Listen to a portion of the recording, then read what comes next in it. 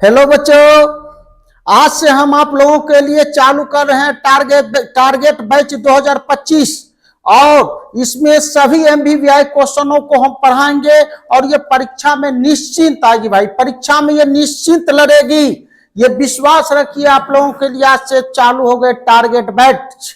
Subjective, objective, numerical सारे target के batch में सारे प्रश्नों को हम संग्रह करेंगे और सभी एमवीवीआई क्वेश्चनों को।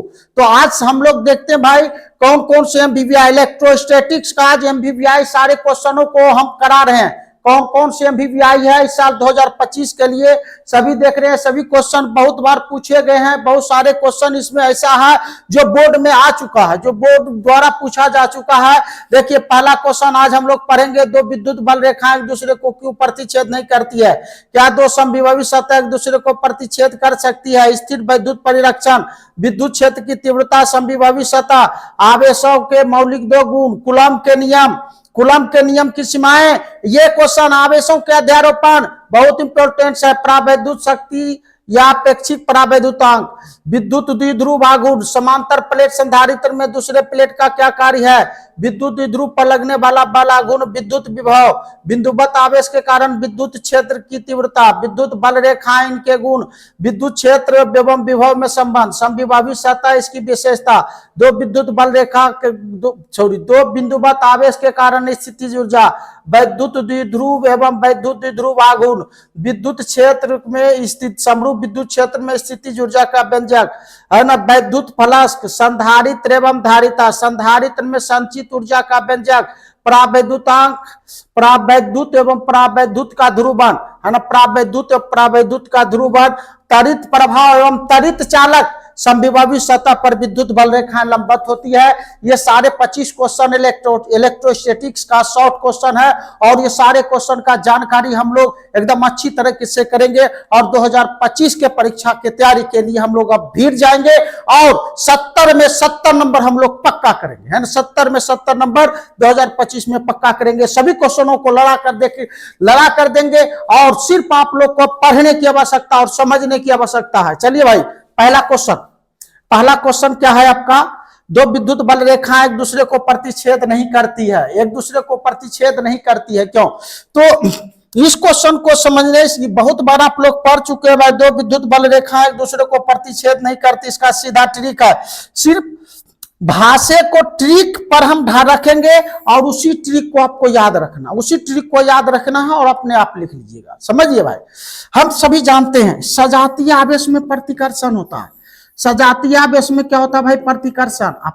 विद्युत बल रेखा, विद्युत जो बल रेखा होती है धन आवेश का होता है और धन आवेश में सदैव प्रतिकर्षण होता है। तो प्रतिकर्षण होता है तो ऐसा कभी संभव है कि ये किसी बिंदु पर काट सकेगी? नहीं, ऐसा संभव नहीं है। प्रतिकर्षण का अर्थ होता है भाई धकेलना। प्रतिकर्षण का अर्थ होता है क्या? धकेलना बच्चों। प्रतिकर्षण का अर्थ होता है एक दूसरे से दूर धकेलना और कटान का अर्थ है कहीं न कहीं मिलेगा, कहीं न कहीं मिलेगा। तो विद्युत क्षेत्र के कितने मान हो जाएंगे? दो मान होंगे। जैसे विद्युत क्षेत्र का दो दिशाएं होगी तो ये कहीं न कहीं मिलेगी और ऐसा संभव नहीं है कि प्लस और प्लस कभी मिल सकता है। क्यों नहीं मिल सकता है? क्योंकि प्लस और प्लस में प्रतिकर्षण का बल लगता है और प्रतिकर्षण का अर्थ होता है धकेलना। एक आवेश दूसरे आवेश को धकेल देता है, धकेल देता। तो कैसे है संभव कि कहीं कटेगी? नहीं कटेगी। क्यों नहीं कटेगी? कटने का अर्थ इसका दो दिशाएं होगी और ऐसा संभव नहीं है कि विद्युत क्षेत्र का दो दिशाएं हो सकता है। यही इसका ट्रिक है। दो विद्युत बल रेखाएं, केगो बल रेखा भाई? दो विद्युत बल रेखाएं कभी भी एक दूसरे को नहीं काट सकती है, क्योंकि कटान बिंदु पर विद्युत क्षेत्र के दो दिशाएं हो जाएगी, जो संभव नहीं है। वही लिखे, वही है भाई। दो विद्युत बल रेखा एक दूसरे को नहीं काट सकती है क्योंकि कटान बिंदु पर विद्युत क्षेत्र के दो मान होंगे। क्योंकि कटान बिंदु पर विद्युत क्षेत्र के कितने मान होंगे? दो मान होंगे, जो कि विद्युत क्षेत्र में संभव है। कटान बिंदु विद्युत क्षेत्र के दो दिशाएं हो जाएगी, जो कि संभव नहीं है, संभव नहीं है। चलिए भाई, अगले क्वेश्चन की ओर देखते हैं। क्या दो समविभवी सतह एक दूसरे को काट सकती है? चलिए भाई, यहां से थोड़ा बड़ा पट्टी में है। क्या दो समविभवी सतह एक दूसरे को काट सकती है? जस्ट वही क्वेश्चन है। क्या दो समविभवी सतह? नहीं, समविभवी सतह भी एक दूसरे को नहीं काट सकती है। क्यों नहीं काट सकती? इसका क्या कारण है? देखिए भाई, समविभावी जो सतह होती है एक दूसरे से दूर होता है, समविभावी सतह एक दूसरे से दूर होती है, इस पर बल रेखाएं इसको ठेल के रखता, इसको क्या करता, और बल रेखाएं कभी टूटती नहीं है। ये भी समविभावी सतह है और ये भी समविभावी सतह है। तो यहां हम लोग क्या देख रहे हैं भाई, समविभावी सतह ऐसे ये ऐसे खुट्टा है, जाने देगा भाई? नहीं, जाने नहीं देगा तो मिलेगा। ये खुट्टा क्यों बनता है? इसका कारण है ये बल रेखा कभी टूटती नहीं है। बल रेखा आपस में कई ऑब्जेक्टिव में भी पूछा जाता, बल रेखा कभी भी आपस में टूटती नहीं है। तो ये नहीं टूटेगी भाई, तो कभी है संभव कि मिलेगा? इसको मिलाइए तो ये संभव नहीं है, मिल सकता नहीं मिल सकता, तो ये भी नहीं मिल सकता, तो कैसे काटेगी भाई, है ना? ऐसा संभव है नहीं। तो यही इसका आंसर है कि दो समविभावी सतह भी एक दूसरे को नहीं काट सकती है, दो समविभावी सतह भी एक दूसरे को नहीं काट सकती है ना? आप लोग देख ले लीजिएगा, दो समविभावी सतह एक दूसरे को नहीं काट सकती है, क्योंकि कटान बिंदु पर विभव के दो मान होंगे जो कि संभव नहीं है ना? तो यहां से इसका आंसर है दो समविभावी सतह एक दूसरे को नहीं काट सकती है, क्योंकि कटान बिंदु पर विभव के दो भिन्न मान होंगे जो कि संभव नहीं है। समझ गए होंगे? अब अगले चलते भाई अगले क्वेश्चन की ओर। स्थिर विद्युत परिरक्षण क्या है? स्थिर विद्युत परिरक्षण क्या है? इसके एक जीवनोपयोगी उपयोग को लिखना, देखना भाई। हम लोग सभी पढ़े हैं कि जब पृष्ठ बंद रहता है, जब पृष्ठ बंद रहता है तो बंद क्षेत्र के अंदर विद्युत क्षेत्र नहीं जाता है। जब पृष्ठ बंद हो तो इसके अंदर विद्युत क्षेत्र नहीं होता। तो बंद जो कोटर रहता है विद्युत क्षेत्र में, बंद कोटर किसको कहते हैं? खाली स्थान। जो बंद है ये खाली स्थान के अंदर विद्युत क्षेत्र नहीं होता। तो बंद पृष्ठ के अंदर विद्युत क्षेत्र का मान नहीं होता है। यहां पर आवेश का कोई मान नहीं होता है। यहां पर कोई भी चीज को हम रख देते हैं तो वह विद्युत क्षेत्र के प्रभाव से सुरक्षित रहता है। वह विद्युत क्षेत्र के प्रभाव से क्या रहता है बच्चों? सुरक्षित रहता है। तो किसी निश्चित स्थान को ऐसे भी दे सकते हम इसका परिभाषा कि किसी निश्चित स्थान क्या? बंद क्षेत्र। किसी निश्चित स्थान पर विद्युत क्षेत्र का मान शून्य होता है ना? और ऐसे जगह पर कोई भी चीज सुरक्षित रहता है, इसी को हम लोग स्थिर विद्युत परिरक्षण कहते हैं। इसी को हम लोग स्थिर विद्युत परिरक्षण कहते हैं। जो आप लोग देख रहे हैं, किसी चालक के भीतर आवेश रहित कोटर में विद्युत क्षेत्र शून्य होता है। किसी आवेश रहित कोटर के अंदर, इसके अंदर विद्युत क्षेत्र क्या होता है भाई? शून्य होता है। विद्युत क्षेत्र का मान शून्य होता है। और जो भी चीज इस रखते हैं जो जिस पर विद्युत क्षेत्र का प्रभाव नहीं पड़े तो इसके अंदर यह सुरक्षित रहता है। तो वही लिखा गया है, किसी चालक के भीतर आवेश रहित कोटर में विद्युत क्षेत्र शून्य होता है, अतः चालक में उपस्थित कोई कोटर आगे है विद्युत प्रभाव से परिरक्षित। मतलब क्या? परिरक्षित मतलब सुरक्षित रहता है। सुरक्षित रहता है, इसे स्थिर विद्युत परिरक्षण कहते हैं, है ना? बिजली गिरने के समय इसका जो उपयोग जो है इस प्रभाव से के चलते ही बंद कार, इस प्रभाव के चलते ही बंद कार बस में बैठा आदमी बाहर खड़े आदमी की तुलना में क्या होता है भाई? सुरक्षित होता। हम बंद स्थान में यदि रहते हैं तो वहां पर विद्युत क्षेत्र का प्रभाव नहीं पड़ता है।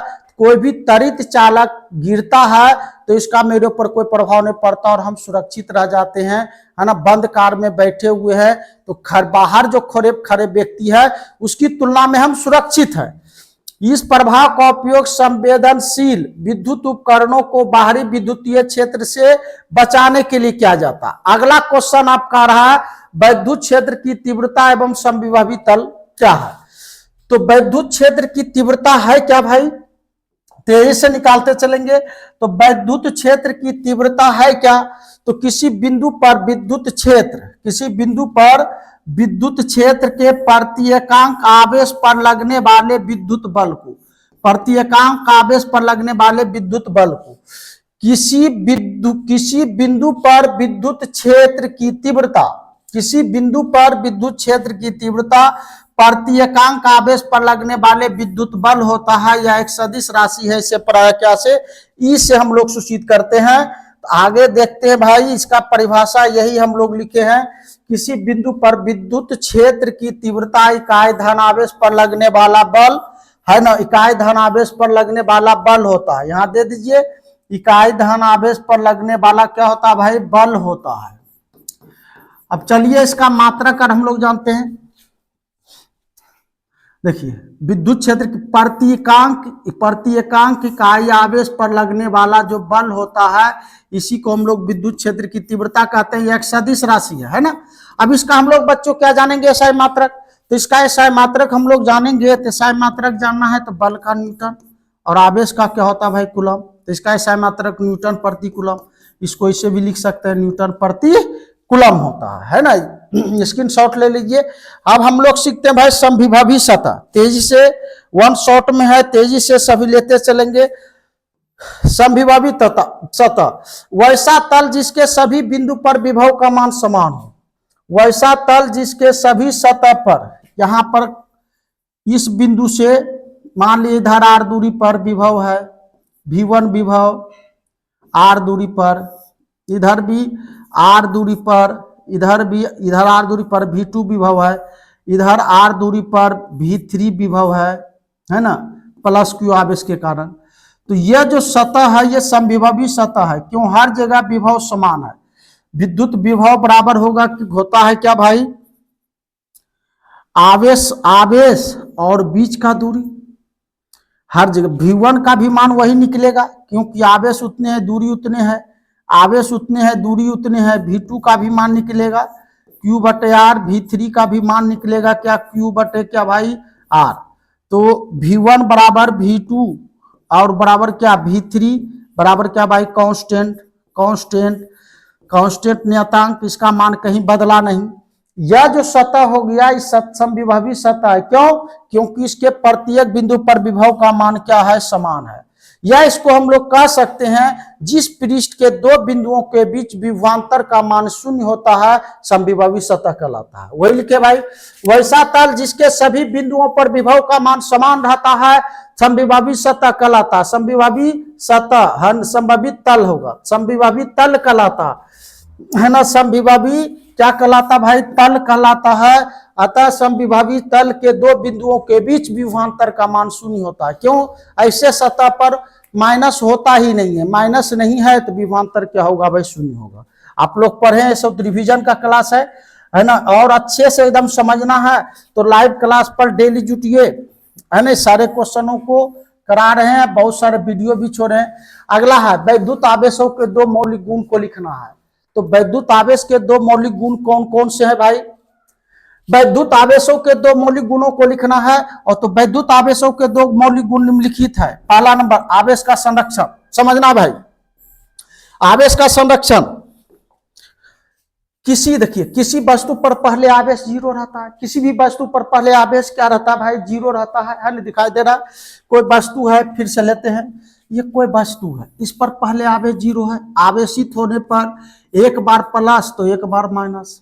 जितना त्याग करेगा उतना ही क्या करेगा भाई, ग्रहण करता है। त्याग करने वाला भाग प्लस और ग्रहण करने वाला भाग माइनस। एक बार त्यागा, एक बार प्लस, एक बार ग्रहण किया, एक बार माइनस। 2 त्यागेगा, 2 पर प्लस, 3 और 2 बार क्या ऋणायन। 3 त्यागेगा, 3 बार प्लस, 3 ग्रहण भी करेगा।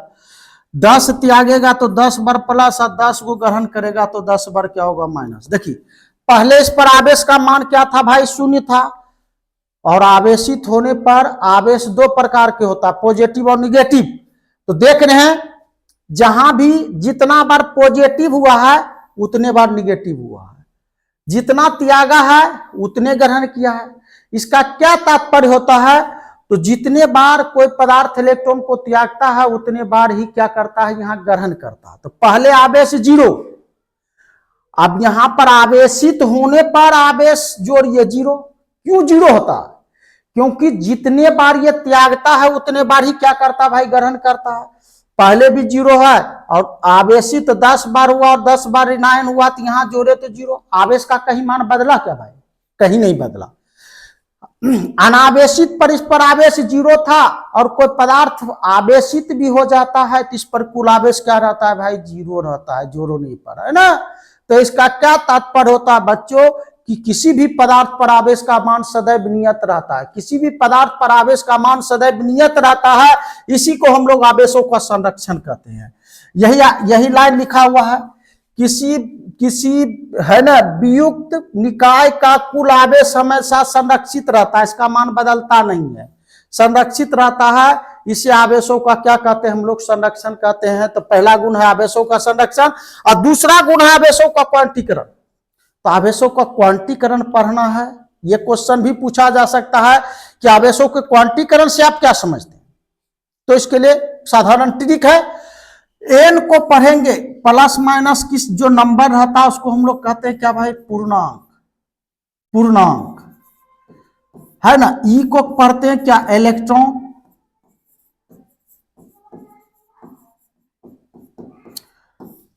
प्लस माइनस का जो नंबर रहता है इसको हम लोग पूर्णांक कहते हैं, पूर्णांक पढ़ते हैं। ई को क्या पढ़ते हैं, इलेक्ट्रॉन। तो किसी पदार्थ पर वैद्युत आवेश कितने प्रकार के, दो प्रकार के, पॉजिटिव और निगेटिव, है ना, होता है कि नहीं होता भाई। ये किस नंबर होता है, किसका, 1 2 3 4 अभी देखे थे, नंबर होता है। तो ये नंबर है पॉजिटिव और निगेटिव, तो इसको हम लोग पढ़ेंगे क्या, पूर्णांक, है ना। और ई को पढ़ेंगे इलेक्ट्रॉन, यहाँ क्या है भाई, गुना है। ई को पढ़ेंगे क्या, इलेक्ट्रॉन। ई को हम लोग क्या पढ़ेंगे भाई, इलेक्ट्रॉन, और इसको क्या पढ़ेंगे, गुणज, गुणज, गुणज है। तो किसी पदार्थ पर वैद्युत आवेश, किसी पदार्थ पर वैद्युत आवेश, क्यू को क्या पढ़ा जाता है, कोई पदार्थ पर वैद्युत आवेश है, क्या होता है भाई, इलेक्ट्रॉन के पूर्णांक गुणज होता है। किसी पदार्थ पर वैद्युत आवेश इलेक्ट्रॉन के पूर्णांक गुणज होता है, इसी कथन को आवेशों का क्वांटीकरण कहते हैं। यही इसका परिभाषा है जो आप लोग देख रहे हैं, किसी पदार्थ पर वैद्युत आवेश इलेक्ट्रॉन के पूर्णांक गुणज होता है, इसी कथन को आवेशों का क्वांटीकरण कहते हैं। फिर से, किसी पदार्थ पर वैद्युत आवेश इलेक्ट्रॉन के कौन संख्या भाई, पूर्णांक संख्या का गुणज होता है, इसी कथन को आवेशों को क्या कहते हैं, क्वांटीकरण। चलिए भाई, तो वैद्युत आवेश के हमने 2 मूल गुण पढ़े। पहला मूल गुण जो इसका है क्या, आवेशों का संरक्षण, और दूसरा कहता है क्या, आवेशों का क्वांटीकरण, है ना। और आवेशों का क्वांटीकरण किसको कहेंगे, पहले भाई आवेशों का संरक्षण और दूसरा आवेशों का क्वांटीकरण। आवेशों का संरक्षण हम लोग किसको कहेंगे भाई, कोई भी पदार्थ पर पहले भी आवेश जीरो होता है, कोई भी पदार्थ पर पहले भी आवेश जीरो होता है, और आवेशित होने पर भी इस पर आवेश जीरो, क्यों, जितना त्यागेगा उतने ग्रहण करेगा। तो किसी भी पदार्थ पर आवेशित हो या अनावेशित हो तो क्या होता है, इस पदार्थ पर आवेश का मान सदैव संरक्षित रहता है, इस पदार्थ पर कभी आवेश का मान बदलता नहीं है। इसी को हम लोग क्या कहते हैं भाई, आवेशों का संरक्षण। और आवेशों का क्वांटीकरण, किसी पदार्थ पर वैद्युत आवेश इलेक्ट्रॉन के पूर्णांक संख्या का गुणज होता है, इसी कथन को हम लोग आवेशों का क्वांटीकरण कहते हैं। यही है भाई परिभाषा, आप लोग देख सकते हैं। देखिए, आवेशों का क्वांटीकरण, वैद्युत आवेश सदैव इलेक्ट्रॉन का पूर्णांक गुणज होता है, सदैव इलेक्ट्रॉन का पूर्णांक गुणज होता है, इसको काट देना है ना, डबल आ गया। देखिए, वैद्युत आवेश सदैव इलेक्ट्रॉन का पूर्णांक गुणज होता है, इस तथ्य या इस कथन को आवेशों का क्वांटीकरण कहते हैं, है ना, आवेश का क्वांटीकरण कहते हैं, है ना। आवेश होगा यहाँ पर, समझ गए होंगे। अब अगले क्वेश्चन की ओर हम लोग चलते हैं। अगला क्वेश्चन आपका कहता क्या है बच्चों, सभी क्वेश्चन को कूलम का नियम, कूलम का नियम, और कूलम क्या कहते हैं बच्चों, 2 स्थिर बिंदु, कितने स्थिर बिंदु भाई, 2 स्थिर बिंदु। ए पर मान लीजिए Q1 आवेश है, Q1, और इस पर आवेश क्या है भाई, Q2 है। इन आवेशों के बीच की दूरी क्या है भाई, R है। तो कूलम का क्या कहना है, 2 स्थिर, पहला स्थिर बिंदु दूसरा स्थिर बिंदु, 2 स्थिर बिंदु है तो 2 स्थिर बिंदु डाल दिए। 2 स्थिर बिंदु आवेशों के बीच लगने वाला आकर्षण या प्रतिकर्षण बल आवेशों के परिमाण के गुणनफल के समानुपाती और बीच का जो दूरी है बीच की दूरी के वर्ग के व्युत्क्रमानुपाती होता है। यही तो कूलम्ब के है। कितने स्थिर बिंदु, उसको 2 स्थिर बिंदु पढ़ेंगे। और आवेशों के बीच कितने प्रकार का बल लगता है? 2 प्रकार का। कौन कौन भाई? आकर्षण। आकर्षण क्या पॉजिटिव निगेटिव रहेगा तो आकर्षण। और दूसरा लगता है प्रतिकर्षण। प्रतिकर्षण कब लगेगा भाई? जब आवेश दोनों पॉजिटिव हो, है ना, तो प्रतिकर्षण। तो यही कहें 2 स्थिर बिंदु, 2 स्थिर बिंदु आवेशों के बीच लगने वाला आकर्षण या प्रतिकर्षण बल आवेशों के परिमाण के गुणनफल के समानुपाती तथा बीच की दूरी के वर्ग के व्युत्क्रमानुपाती होता है। यही कूलम्ब करें भाई। तो कूलम्ब का नियम आप लोग समझ गए होंगे। तो उसके लिए क्या करेंगे? सबसे पहले 2 स्थिर बिंदु आवेश लेंगे। 2 स्थिर बिंदु आवेश, एक ए बिंदु दूसरा बी बिंदु। ये Q1 आवेश है, ये Q2 आवेश है। इन आवेशों के बीच की दूरी हमने मान लिए क्या यार, है ना। तो माना कि 2 स्थिर बिंदु आवेश Q1 एवं Q2 है। माना कि 2 स्थिर बिंदु आवेश Q1 एवं Q2 है तथा इन आवेशों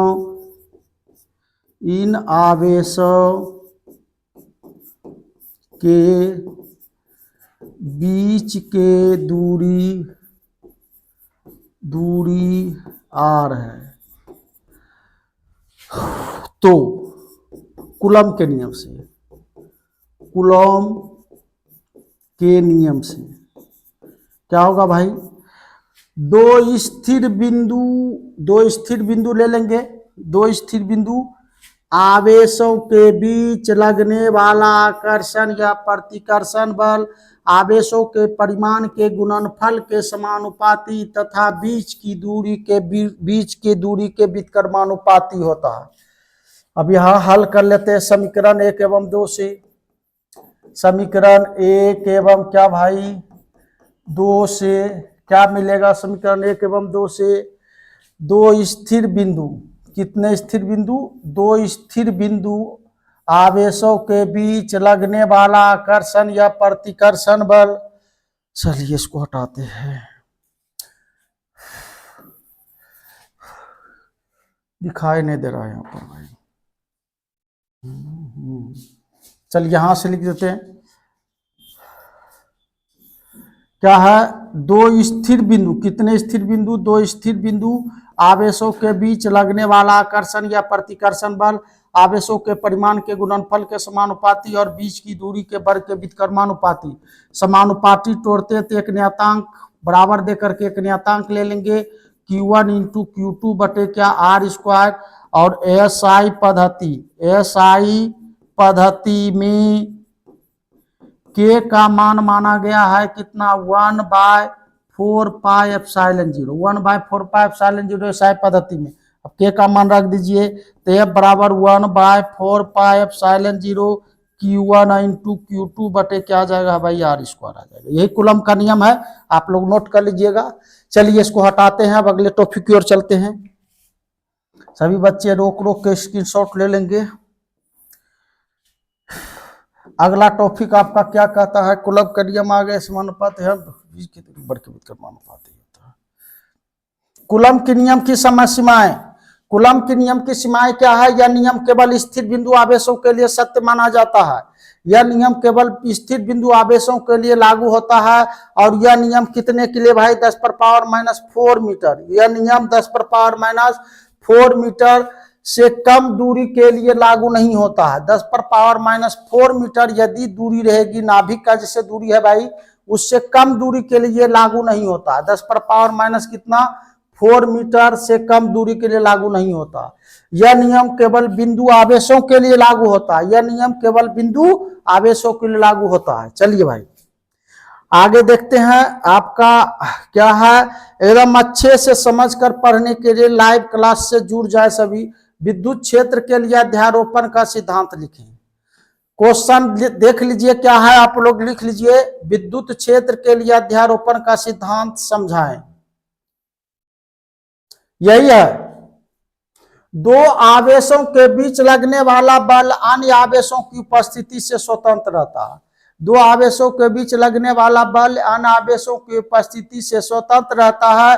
अतः किसी आवेश पर कई अन्य बिंदु आवेशों के निकाय द्वारा जो बल आरोपित होता है उसी के सदिश योग को आवेशों का अध्यारोपण कहते हैं, है ना।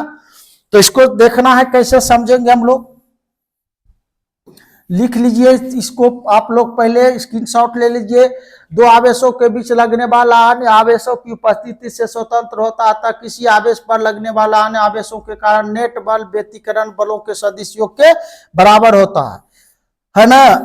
देखिए इसको कैसे भाई, एक बिंदु आवेश है, इस पर बहुत सारे बिंदु आवेश बल लगा रहा है। एक बिंदु आवेश है, इस पर बहुत सारे बिंदु आवेश जो है बल लगा रहा है।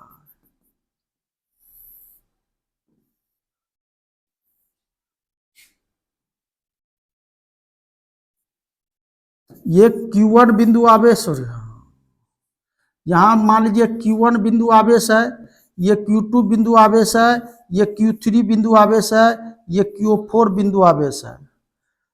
और यहां पर मान लीजिए Q आवेश है, इसका बल मान लीजिए F है, Q1 का बल F1 है, Q2 का बल क्या भाई जान रहे क्या होगा, F2 होगा, Q3 का F3 होगा, Q4 का F4 होगा, F4 होगा, है ना, स्पष्ट है।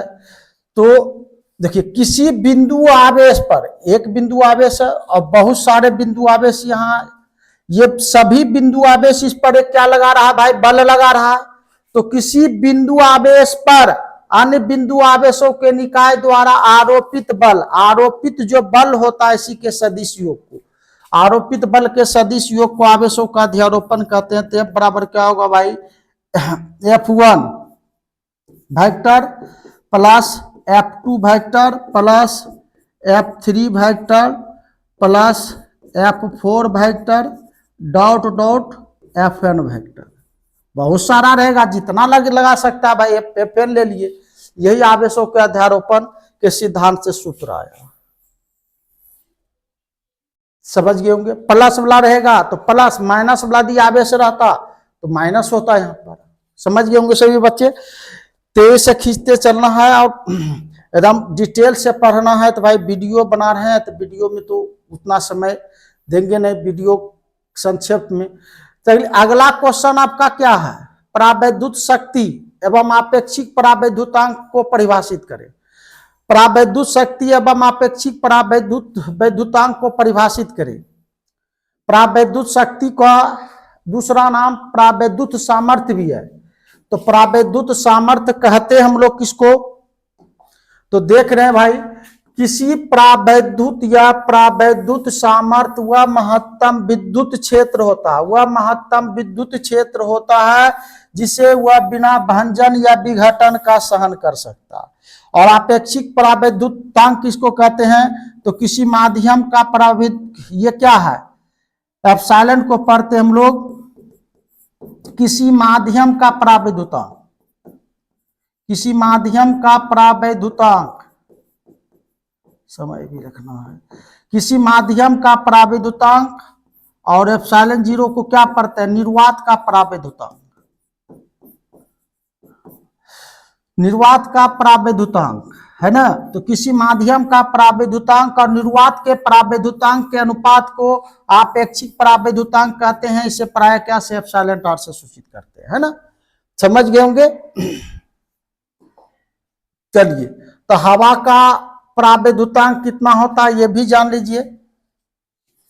हवा का परावैद्युतांक, हवा का परावैद्युतांक, हवा का, चलिए हटाइए इसको, हवा का परावैद्युतांक सब इतने काफी है 2 नंबर के लिए। किसी माध्यम के परावैद्युतांक और हवा के परावैद्युतांक के अनुपात को उस माध्यम का अपेक्षिक परावैद्युतांक कहते हैं ना। तो भी बताए।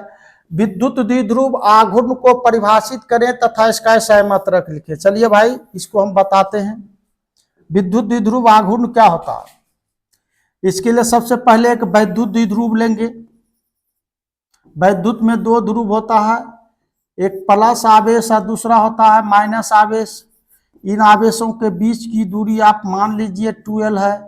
तो वैद्युत द्विध्रुव के किसी एक आवेश के परिमाण, वैद्युत द्विध्रुव के किसी एक आवेश के परिमाण और दोनों आवेशों का जो बीच का दूरी होता है, इसे के गुणनफल को वैद्युत द्विध्रुव आघूर्ण कहते हैं। यह एक सदिश राशि है, इसे पी से सूचित किया, पी वेक्टर से। इसका एसआई मात्रक का बात करते हैं हम लोग, क्या भाई? कूलम लंबाई का मात्रक मीटर। इसका एसआई मात्रक क्या होता है भाई? कूलम मीटर, है ना। इसका एसआई मात्रक क्या होता है? Coulomb metre. किसको कहते हैं हम लोग? विद्युत द्विध्रुव के किसी एक आवेश के परिमाण। तो जैसे यहां है दिया हुआ, विद्युत द्विध्रुव के किसी एक आवेश के परिमाण और क्या भाई 2L क्या है? दोनों आवेशों का बीच की दूरी। विद्युत द्विध्रुव के किसी एक आवेश के परिमाण और दोनों आवेशों के बीच की दूरी के गुणनफल को। तो विद्युत द्विध्रुव के किसी एक आवेश के परिमाण, विद्युत द्विध्रुव के किसी एक आवेश के परिमाण तथा दोनों आवेशों के बीच के दूरी के गुणनफल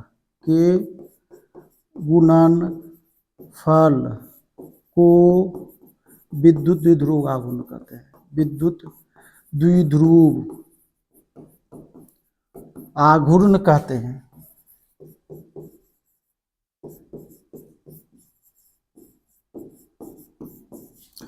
फुल स्टॉप।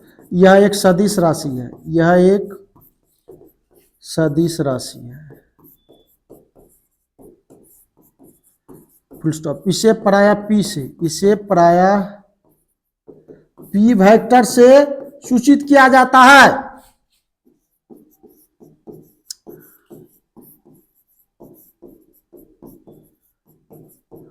तो प्रायः पी वेक्टर से सूचित किया जाता है। चलिए भाई हो गया विद्युत द्विध्रुव आघूर्ण को परिभाषित इसका एसआई मात्रक हो गया। चलिए भाई अब अगले क्वेश्चन की ओर चलते हैं। यह भी क्वेश्चन इंपॉर्टेंट है साल के लिए।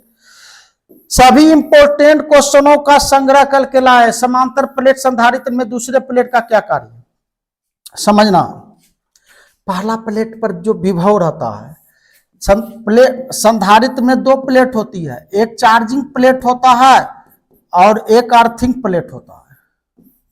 अर्थिंग में कौन आवेश भाई? माइनस आवेश। तो माइनस का क्या काम है? प्लस को घटाना। माइनस का क्या काम है? प्लस को घटाना। तो समांतर प्लेट संधारित्र में यही दूसरा प्लेट है, ये जो देख रहे हैं दूसरा प्लेट है। ये दूसरा प्लेट क्या करता है? पहले प्लेट के विभव को कम कर देता है। इसका विभव ये कमेगा तब ना और ये विभव ले सकेगा भाई। और जितना विभव को चालक लेता है उतना उसकी धारिता अधिक होती है।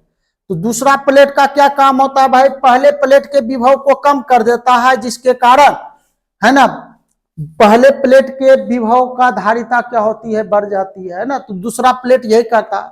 तो समांतर प्लेट संधारित्र में दूसरे प्लेट का मुख्य कार्य क्या है? पहले प्लेट के विभव को घटाकर उसकी धारिता को बढ़ा देना। पहले प्लेट के विभव को घटाकर उसकी धारिता को बढ़ा देना होता है।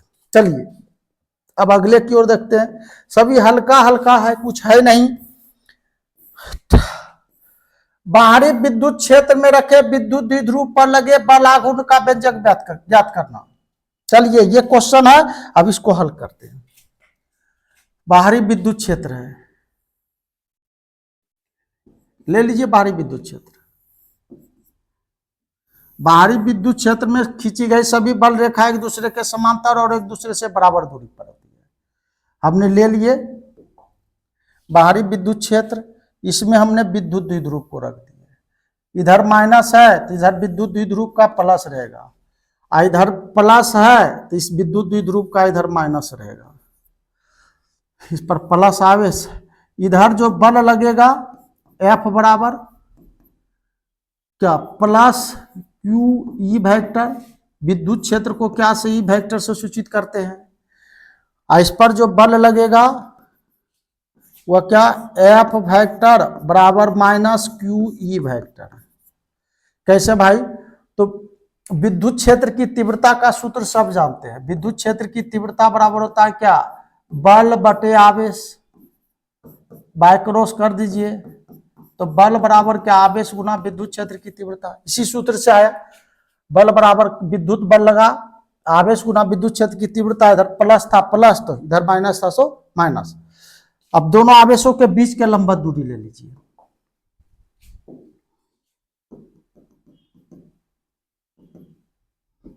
दोनों आवेशों के बीच के हमने लंबवत दूरी ले ली है ना, लाइन नहीं झलकता है। दोनों आवेशों के बीच के लंबवत दूरी हमने ले ली है।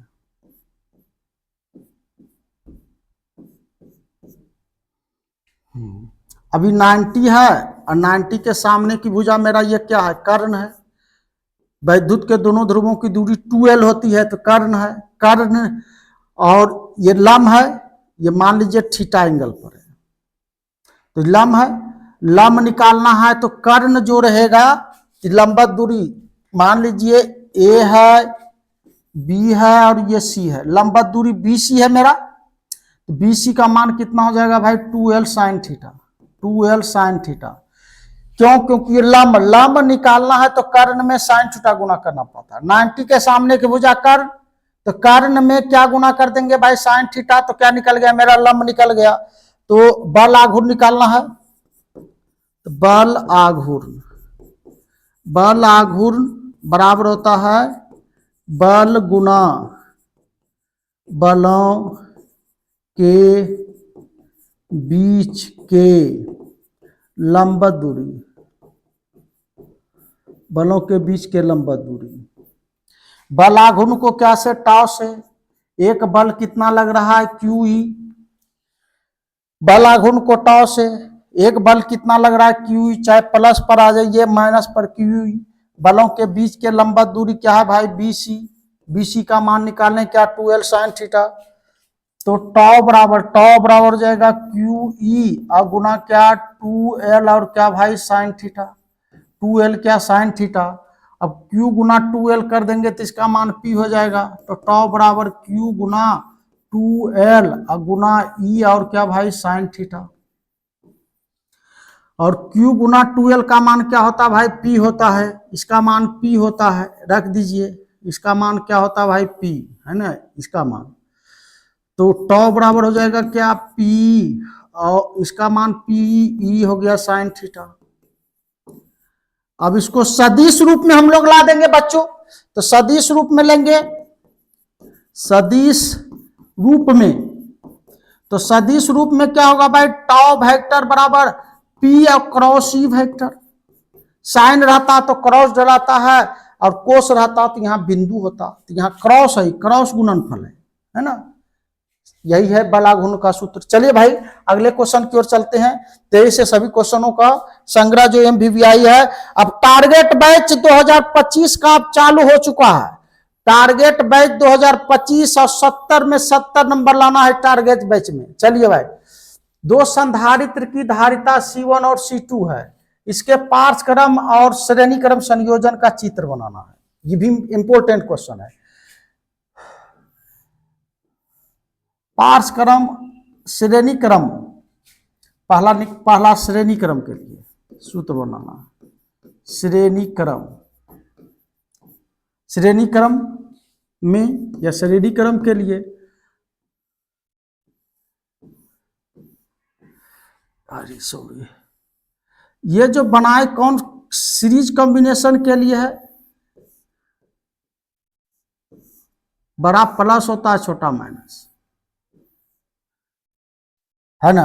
ये श्रेणी क्रम के लिए है, प्लस क्यू आवेश माइनस क्यू आवेश, प्लस क्यू आवेश और माइनस। ये संधारित्र है समांतर पट, और ये प्लस है, ये छोटा माइनस होता है।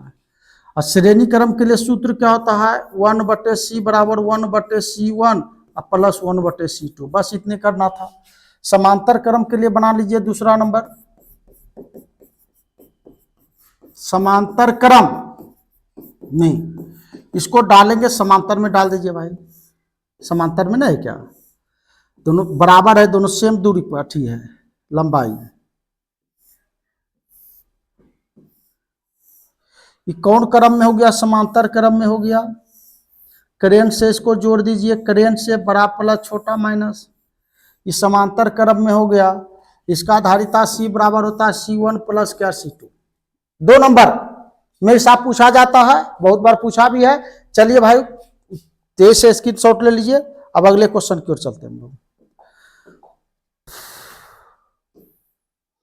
एकदम सभी देखिए भाई, विद्युत विभव को परिभाषित करें, विद्युत विभव को परिभाषित करें तो क्या है भाई, इस बिंदु पर बल्ब जलाना है तो कितना धन आवेश लाना हमको, एकांक, एकांक कौन आवेश, धन आवेश।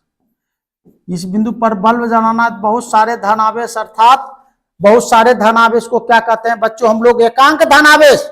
और एकांक धन आवेश को कहां से लाते हैं भाई, अनंत से। कहां से लाते हैं, जिसको हम देख नहीं सकते वो अनंत कहलाता है कि नहीं कहलाता भाई। तो एकांक धन आवेश को कहां से, अनंत से कोई बिंदु पर लाने में तार जोड़े तो क्या किए भाई, कार्य किए। यह तो परिभाषा है इसका बच्चों, क्या है, एकांक धन आवेश को, एकांक धन आवेश को अनंत से किसी बिंदु तक लाने में जितना कार्य करना पड़ता है, एकांक धन आवेश को कहां से भाई, अनंत से किसी बिंदु तक लाने में जितना कार्य करना पड़ता है उसे उस बिंदु पर विद्युत विभव कहते हैं, है ना। एकदम टारगेट बैच अब चालू है, परीक्षा के तैयारी के लिए सभी बच्चे एकदम तैयार हो जाए। टारगेट बैच चालू है आपका, टारगेट बैच चालू है, सभी बच्चे एकदम परीक्षा में मग्न हो जाए। आप 70 में 70 लाना है। एकांक धन आवेश को अनंत से किसी बिंदु तक लाने में जितना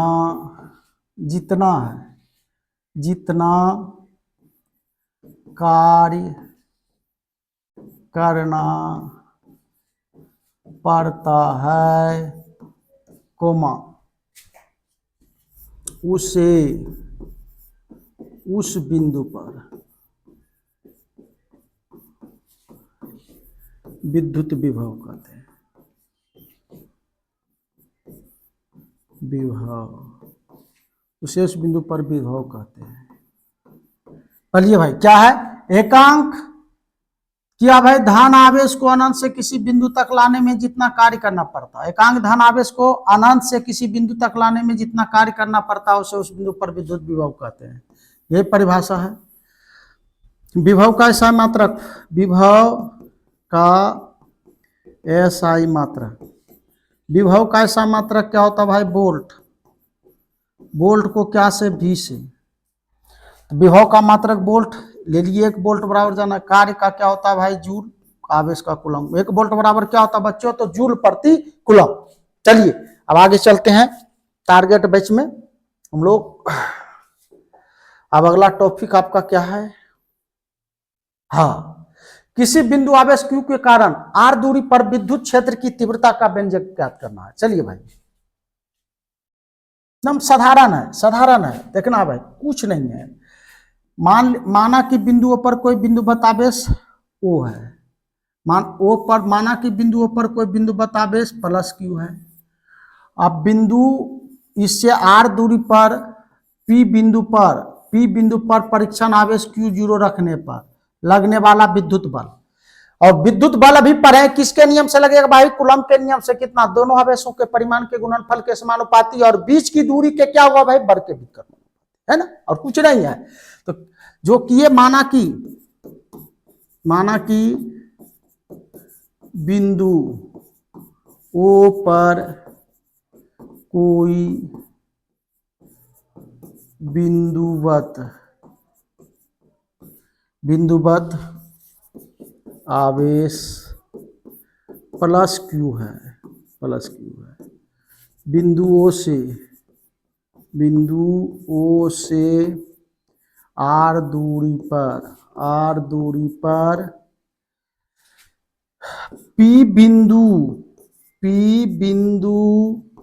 पर क्या रखे भाई, परीक्षण आवेश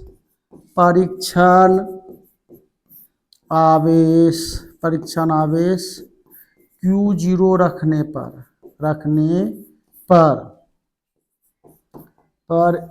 इस पर लगने वाला बल, तो इस पर लगने वाला बल किसके नियम से, कूलॉम के नियम से कितना होगा भाई, दोनों आवेश का परिमाण देखना है, Q0 परिमाण के गुणनफल के समानुपाती, दूरी कितना है r के व्युत्क्रमानुपाती, कांस्टेंट मान 1/4 पाई एप्सिलॉन 0। तब विद्युत क्षेत्र की तीव्रता किसको कहते हैं हम लोग, अतः P बिंदु पर विद्युत क्षेत्र की तीव्रता, अतः P बिंदु पर विद्युत क्षेत्र की तीव्रता, P बिंदु पर विद्युत क्षेत्र की तीव्रता किसको कहते हैं, एकांक परीक्षण आवेश पर लगने वाले विद्युत बल को, एकांक परीक्षण आवेश पर लगने वाले विद्युत बल को विद्युत क्षेत्र की तीव्रता कहते हैं। तो ई बराबर विद्युत बल कितना निकाले हम लोग, 1/4 पाई एप्सिलॉन 0 Q0 बटे के r स्क्वायर, अभी निकाले हैं भाई, यहाँ देखिए विद्युत बल निकाले हैं, विद्युत क्षेत्र की तीव्रता रख दिए, विद्युत बल के स्थान पर रख दिए, परीक्षण आवेश Q0 है, Q0 से Q0 खत्म हो जाएगा, तो यह बिंदुवत आवेश के कारण विद्युत क्षेत्र की तीव्रता है 1/4 पाई एप्सिलॉन 0 और Q बटे के r स्क्वायर। तो इसे स्क्रीनशॉट ले, ठीक है भाई। अब अगले क्वेश्चन की हम लोग चलते हैं, अगला क्वेश्चन देखते हैं क्या है। विद्युत बल रेखाएं क्या है, इसकी विशेषता सभी जान रहे हैं भाई। विद्युत बल रेखा एक ज्यामितीय निरूपण है, विद्युत बल रेखा धन आवेश के चारों ओर एक ज्यामितीय निरूपण है, विद्युत बल रेखा धन आवेश के चारों ओर एक ज्यामितीय निरूपण है ना।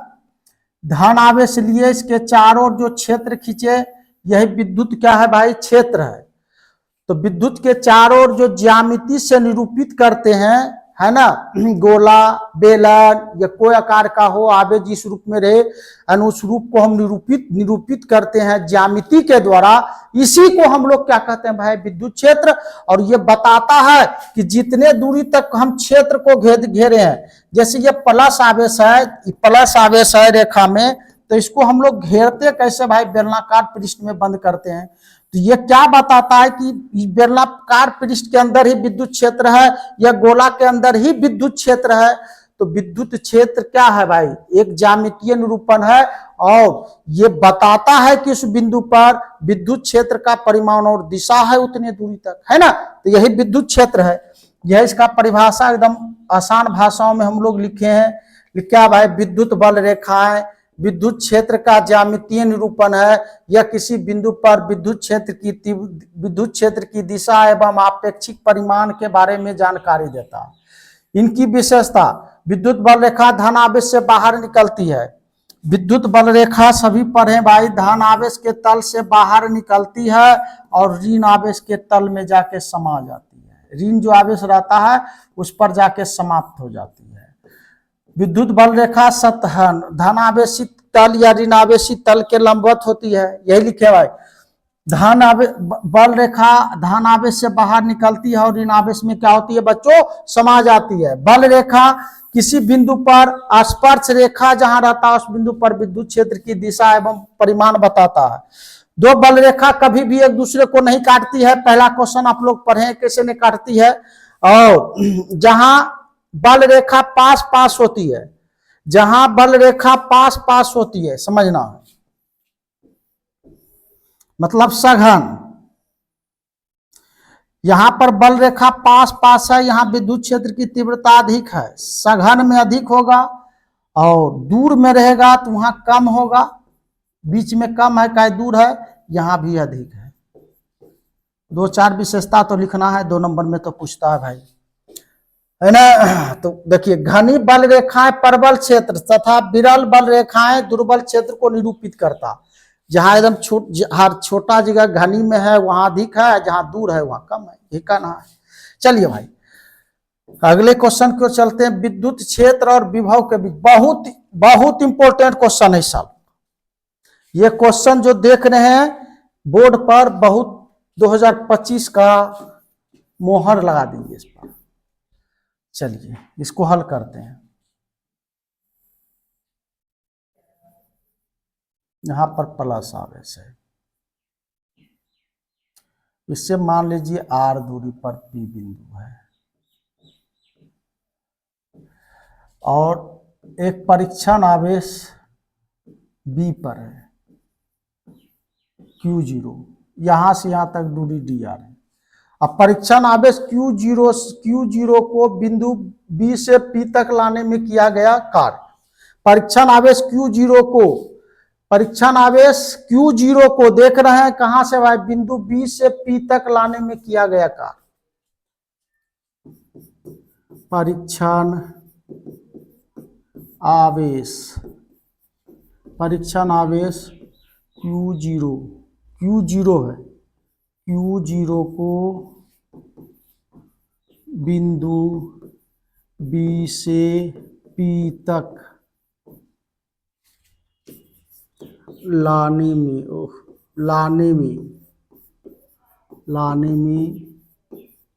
किया गया कार्य।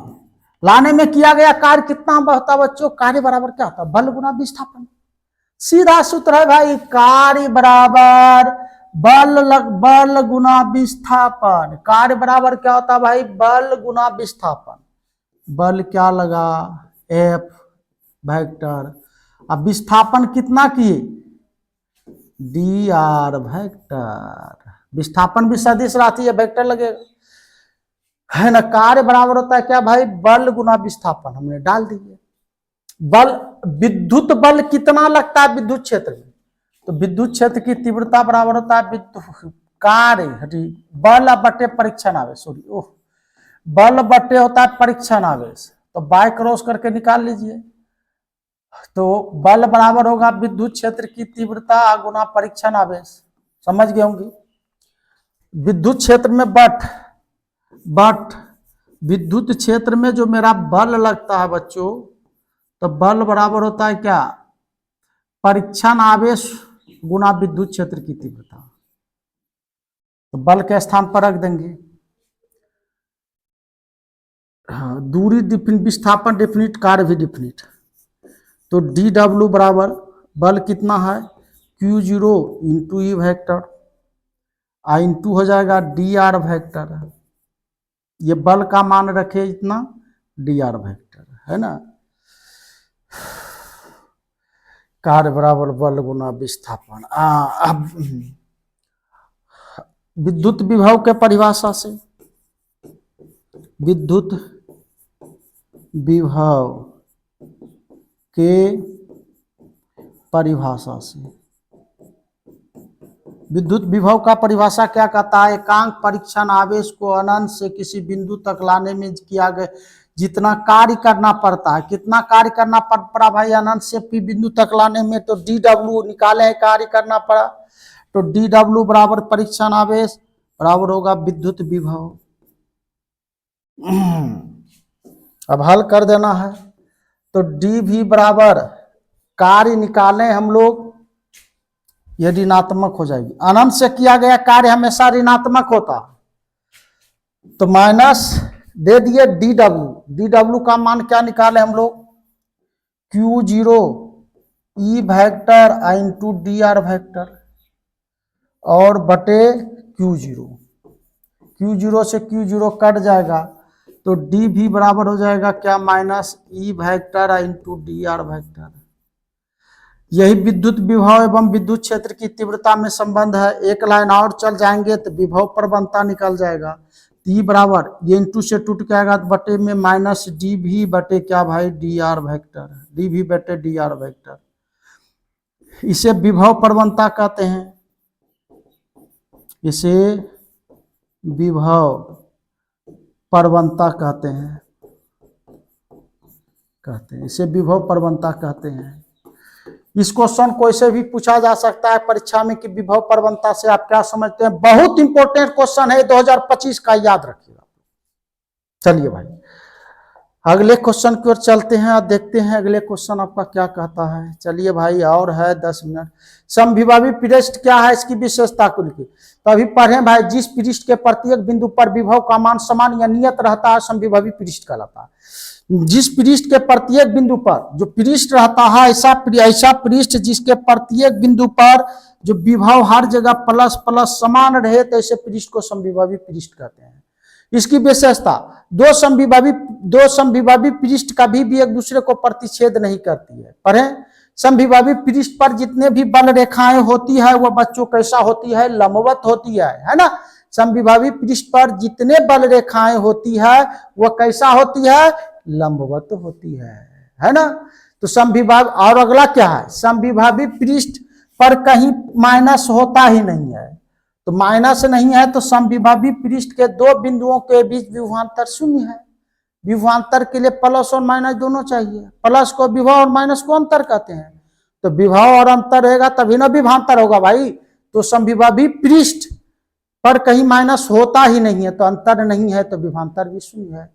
अब माइनस आवेश नहीं है तो इस पर आवेश चलेगा ही नहीं, और जब चलेगा नहीं तो कोई कार्य होगा ही नहीं।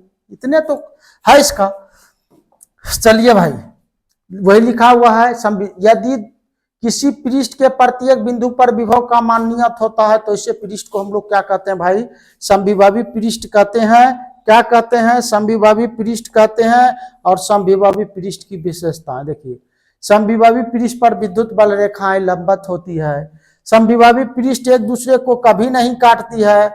समविभावी पृष्ठ के पर किसी आवेश को एक बिंदु से दूसरे बिंदु तक ले जाने में किया गया कार्य क्या होता है, शून्य होता है ना। अब 19 नंबर क्वेश्चन, दो बिंदु आवेशों के निकाय के स्थिति ऊर्जा के लिए व्यंजक। वाह, चलते चलिए, लेते चलिए, जो नहीं है उसको बताएंगे। दो बिंदु आवेश, मान लीजिए दो बिंदु आवेश, एक Q1 है दूसरा Q2 है, और इन आवेशों की दूरी R है। कुछ नहीं सोचना है, खाली लेना है। इन आवेशों की दूरी क्या है भाई, R है। माना कि Q1 एवं Q2 दो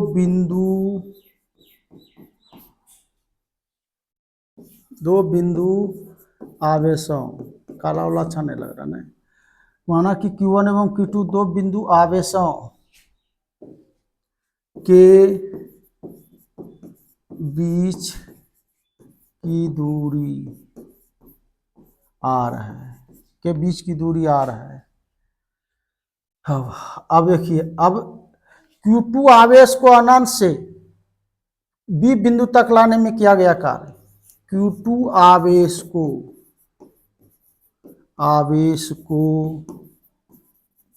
अनंत से B बिंदु तक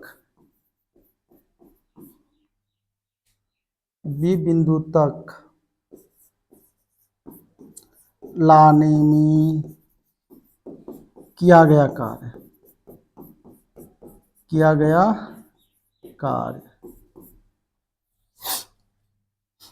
W, कार्य बराबर होगा क्या, विभव के अंतर्गत R है तो V इंटू Q2। विभव इंटू क्या होता है भाई, Q2 आवेश होता है, तो W बराबर V। विद्युत विभव क्या होता है, आवेश के परिमाण के समानुपाती बीच की दूरी के व्युत्क्रमानुपाती। आवेश कितना भाई, Q1 है पहला आवेश, तो यहाँ Q1 डाल देंगे। Q1 आवेश के परिमाण के समानुपाती बीच की दूरी के व्युत्क्रमानुपाती कांस्टेंट मान रखते हैं 1/4πε0। ये किसका, V का मान है, इंटू ये क्या Q2 है, Q2 इसमें गुना कर देंगे हम लोग, तो W बराबर 1/4πε0 और Q1 इंटू Q2 बटे क्या भाई R²। यह कार्य ऊर्जा के रूप में संचित हो जाता है। क्यों होता है ऊर्जा के रूप में संचित, क्योंकि कार्य करने की कुल क्षमता को ऊर्जा कहते हैं। तो यह कार्य ऊर्जा के रूप में संचित हो जाता है। हो जाता है। और ऊर्जा को क्या से भाई यू से, यू बराबर हो जाएगा कितना 1/4πε0 और Q1 इंटू Q2 बटे क्या भाई R²। 23 स्क्रीन शॉट ले लीजिए। चलिए अब अगले क्वेश्चन की ओर हम लोग चलते हैं। अगले क्वेश्चन की ओर हम लोग चलते हैं भाई।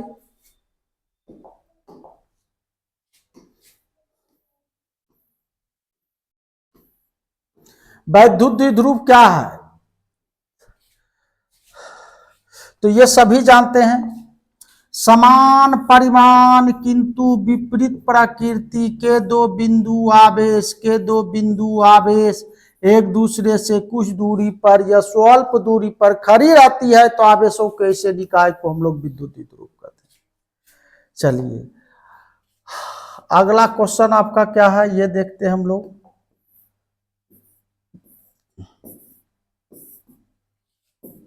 एक समान विद्युत क्षेत्र में स्थित किसी विद्युत द्विध्रुव की स्थितिज ऊर्जा का व्यंजक।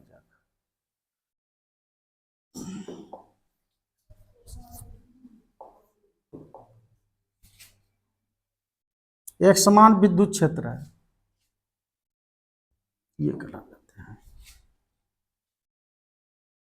मान लिए ई तीव्रता का एक समान विद्युत क्षेत्र है, इसमें हम एक वैद्युत द्विध्रुव को रखते हैं, इधर माइनस है तो इधर प्लस आवेश, इधर प्लस है तो इधर कौन आवेश माइनस आवेश। वैद्युत के दोनों ध्रुवों की दूरी कितना भाई 2L। ये समरूप विद्युत क्षेत्र के दिशा के साथ थीटा कोण बना रहा है। और हम लोग बच्चों अभी पढ़े हैं कि यदि समरूप विद्युत क्षेत्र में कोई वैद्युत द्विध्रुव को रखते हैं तो इस पर जो बल कार्य करता है, इस पर एक बल लगता है जिसका नाम दिया गया बल आघूर्ण, और बल आघूर्ण को क्या से टॉ से, है ना। तो क्या लिखेंगे भाई, विद्युत द्विध्रुव को डी थीटा कोण तक घुमाने में किया गया कार्य। तो वैद्युत द्विध्रुव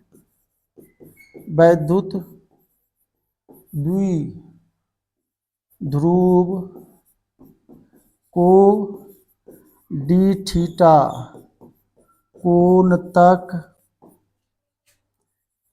घुमाने में किया गया कार्य। वैद्युत द्विध्रुव को डी थीटा कोण तक घुमाने में किया गया कार्य। तो कार्य बराबर होता है क्या भाई, बल लगा टाउ। अब विस्थापन कितना की हम लोग डी थीटा कोण तक घुमाए हैं, तो विस्थापन डी थीटा है। कार्य बराबर होता है बल गुना विस्थापन, कार्य बराबर होता है बल गुना विस्थापन। तो डी डब्ल्यू बराबर हो जाएगा बल आघूर्ण लगता कितना समरूप विद्युत क्षेत्र में भी निकाले हम लोग पी साइन थीटा, ये बल आघूर्ण का मान हुआ टाउ का, और इंटू डी थीटा। अब क्या लिखेंगे, विद्युत द्विध्रुव को 90 डिग्री से थीटा कोण तक घुमाने में किया गया कार्य। नहीं, 90 डिग्री से थीटा कोण था। हाँ, वैद्युत द्विध्रुव को 90 डिग्री से थीटा कोण तक घुमाने में किया गया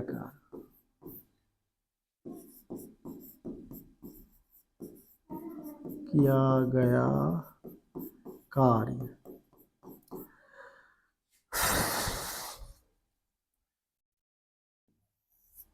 तो डी डब्ल्यू बराबर हो जाएगा समाकलन PE sine theta into D theta, है ना। कहाँ से कहाँ तक घुमा रहे हैं भाई, 90 डिग्री से थीटा कोण तक, 90 डिग्री से थीटा कोण तक। कार्य करने की कुल क्षमता को क्या कहते हैं हम लोग, ऊर्जा कहते हैं। तो कुल कार्य या कार्य ऊर्जा के रूप में संचित हो जाता है। और ऊर्जा को क्या से, यू से, ऊर्जा को क्या से भाई, यू से। कार्य करने की कुल क्षमता को ऊर्जा कहते हैं। पी को बाहर कर दीजिए, समाकलन 90 डिग्री से कहाँ तक, थीटा तक, और साइन थीटा का समाकलन किसके सापेक्ष, डी थीटा के सापेक्ष। सब क्या होता है माइनस कोस थीटा, तो यू बराबर हो जाएगा पीई और ब्रैकेट में माइनस कोस थीटा शर्त है 90 डिग्री से कहाँ तक, थीटा तक, 90 डिग्री से थीटा तक, है ना। तो अब यहाँ पर थोड़ा सा करना है, एक बार थीटा का मान थीटा, एक बार थीटा का मान 90 डिग्री। अरे रे रे रे रे रे रे रे रे रे।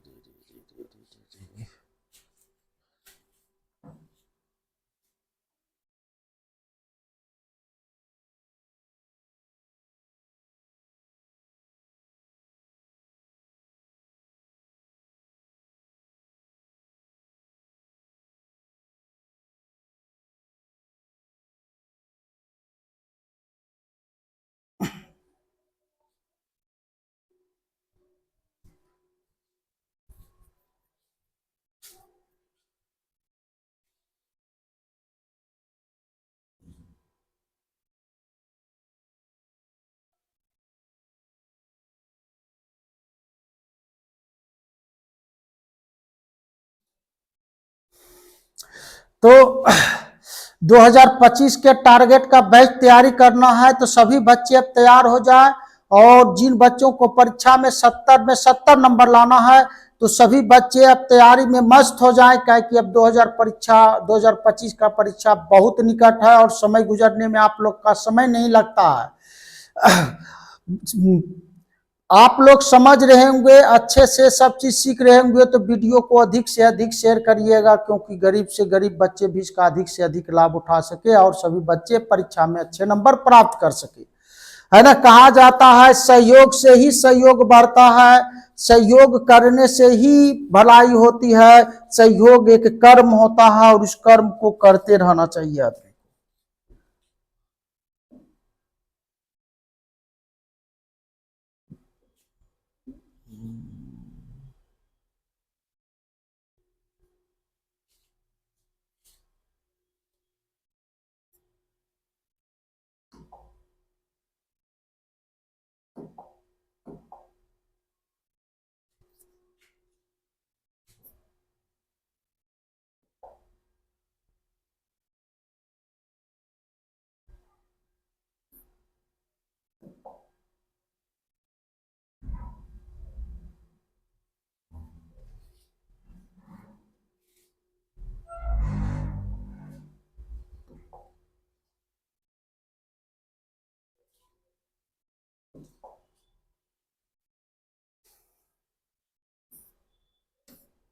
चलिए, थोड़ा सा समय आप लोग का जहां तक बताए थे वहां तक सभी बच्चे एकदम सब क्वेश्चन का तैयारी कर लेंगे, सभी क्वेश्चन लड़ेगी, परीक्षा में निश्चिंत लाएगी, इससे बाहर नहीं हो सकता है, इससे बाहर नहीं जा सकता है, सभी बच्चे इसको ध्यान में रखेंगे। चलिए भाई, सभी बच्चे सारी चीज को ध्यान में रखेंगे कि बाहर नहीं जा सकता है, अध्यारोपण का सिद्धांत है।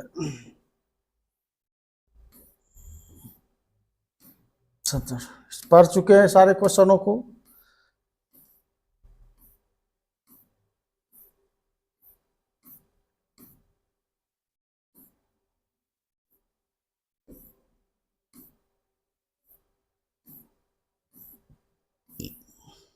अब तक समाप्त हो जाती है लाइन के जाने की वजह से।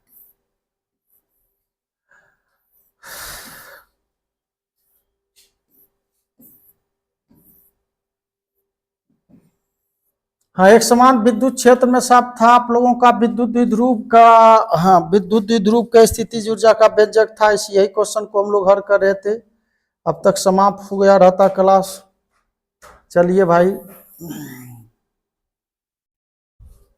तो समरूप विद्युत क्षेत्र है, मान लीजिए तीव्रता का कोई समरूप विद्युत क्षेत्र है, इसमें हमने विद्युत द्विध्रुव को रखे। इस विद्युत द्विध्रुव की टोटल लंबाई कितना होती है भाई, 2L होती है। एक पर प्लस आवेश और दूसरा पर क्या रखे थे हम लोग, माइनस आवेश। इस पर बल आघूर्ण लगता है क्या भाई, टाउ लगता है ना। इसको मान लिए थीटा कोण पर व्यवस्थित किए हम लोग, तो विद्युत द्विध्रुव को डी थीटा कोण तक घुमाने में क्या गया कार्य, यही लिखना है भाई। वैद्युत द्विध्रुव को, वैद्युत द्विध्रुव को डी थीटा कोण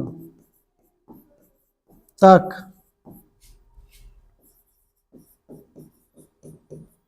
घुमाने में किया गया कार्य। वैद्युत द्विध्रुव को डी थीटा कोण तक घुमाने में किया गया कार्य। तो कार्य बराबर सूत्र सभी जानते हैं भाई, कार्य बराबर होता है बल। बल कितना लगा समरूप में टॉ, बल गुना विस्थापन, और टॉ का मान जान रहे हैं आप लोग, टॉ का मान सभी बच्चे जान रहे हैं। तो बल आघूर्ण का मान होता है कितना, पी ई साइन थीटा, बल आघूर्ण टॉ का मान, और विस्थापन है डी थीटा। अब क्या लिखेंगे, विद्युत द्विध्रुव को 90 डिग्री से थीटा कोण तक घुमाने में किया गया कार्य। वैद्युत द्विध्रुव को कहाँ से कहाँ भाई, 90 डिग्री से थीटा कोण तक घुमाने में किया गया कार्य, घुमाने में किया गया कार्य। तो कार्य क्या होगा, कुल काल डी डब्ल्यू बराबर हो जाएगा क्या, समाकलन पी ई और क्या भाई sine theta into D theta. कहाँ से कहाँ तक, 90 डिग्री से थीटा कोण तक। तो समाकलन डी डब्ल्यू बराबर पी को बाहर कर देंगे, पी को क्या करेंगे भाई बाहर कर देंगे, और समाकलन साइन थीटा आई इंटू डी थीटा। इसका समाकलन क्या होता है, कार्य कर कुल कार्य ऊर्जा, कार्य करने की कुल क्षमता को ऊर्जा, पी ई बाहर, इसका हम लोग समाकलन करेंगे तो माइनस कोस थीटा, इसमें शर्त था 90 डिग्री से थीटा तक, माइनस कोस थीटा शर्त है 90 डिग्री से थीटा तक। एक बार थीटा का मान थीटा, एक बार 90 डिग्री। तो यू बराबर पी ई, और एक बार माइनस कोस थीटा, एक बार माइनस माइनस माइनस में माइनस कोस 90 डिग्री। कोस कितना डिग्री भाई, कोस 90 डिग्री, कोस 90 डिग्री है ना। तो एक बार माइनस कोस थीटा का मान थीटा, एक बार माइनस कोस थीटा का मान 90 डिग्री, दूरी में अंतर कितना घटा देंगे। तो माइनस माइनस ये क्या हो जाएगा भाई, प्लस हो जाएगा, माइनस माइनस क्या हो जाएगा प्लस।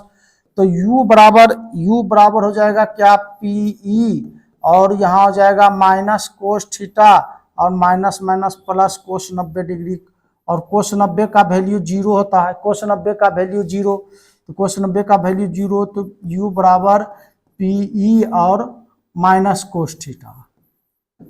अब गुना कर दीजिए, तो u बराबर माइनस पी ई और क्या कोस थीटा, कोस है तो बिंदु आएगा, तो u बराबर कोस का अर्थ क्या होता है भाई बिंदु, तो बिंदु लेंगे, तो माइनस पी वेक्टर आई इंटू ई वेक्टर, सदिश रूप में ही आया, ऊपर वाला अदिश रूप में था। चलिए 23 से स्क्रीनशॉट लीजिए सभी बच्चे, ठीक है। अब अगले की ओर चलते हैं हम लोग।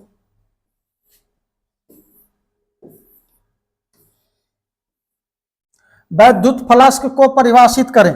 अगला क्वेश्चन है वैद्युत फ्लक्स को पहले परिभाषित करें। किसको कहते हैं भाई, विद्युत क्षेत्र। वेक्टर को हम लोग विद्युत क्षेत्र पढ़ते हैं, और डीएस वेक्टर को सदिश क्षेत्र पढ़ते हैं। विद्युत क्षेत्र और सदिश क्षेत्र के अदिश गुणनफल को विद्युत फ्लक्स कहते हैं। यह एक अदिश राशि है, इसे प्रायः फाई से सूचित किया जाता है, यही इसका परिभाषा है। विद्युत क्षेत्रीय वेक्टर को बच्चों क्या पढ़ेंगे, विद्युत क्षेत्र। डीएस वेक्टर को क्या पढ़ेंगे, सदिश क्षेत्र। तो विद्युत क्षेत्र और सदिश क्षेत्र के अदिश गुणनफल को विद्युत फ्लक्स कहते हैं। तो इसका आंसर यही है, विद्युत क्षेत्र, विद्युत क्षेत्र एवं सदिश क्षेत्र के अदिश गुणनफल को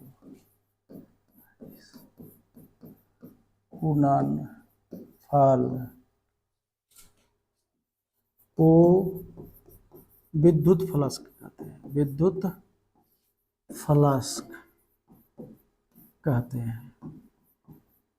यह एक अदिश राशि ऐसे प्रायः फाई से सूचित किया जाता है, लिख लीजिएगा।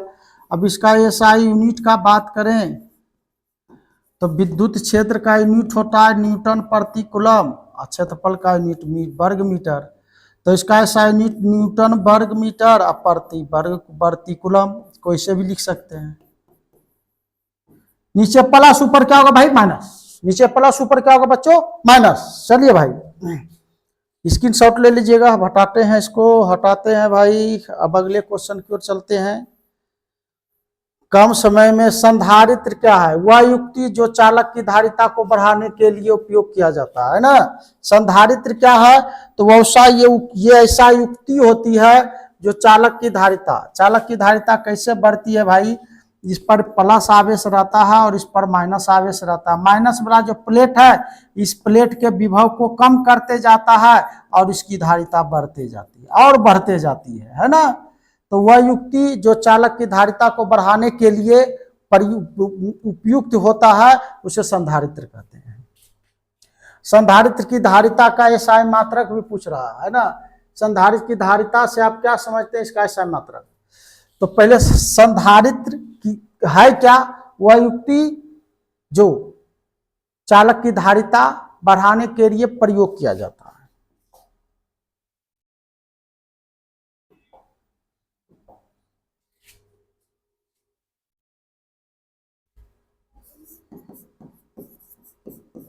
संधारित्र वह युक्ति जो चालक की धारिता बढ़ाने के लिए प्रयोग किया जाता है।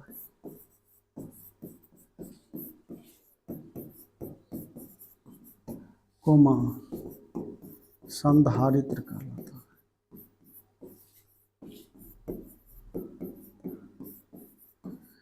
चलिए अब कह रहा है क्या? धारिता तो संधारित्र की धारिता होता है क्या? संधारित्र के प्लेटों को दिए गए आवेश, संधारित्र के प्लेटों को हम आवेश देते हैं, इस पर प्लस इस पर माइनस, तो संधारित्र के प्लेटों के बीच क्या उत्पन्न होता है भाई? विभवांतर।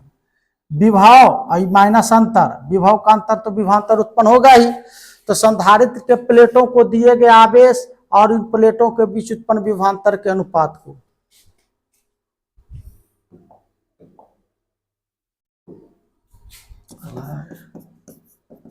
संधारित्र की धारिता। संधारित्र की धारिता किसको कहेंगे? संधारित्र की प्लेटों को दिए गए आवेश एवं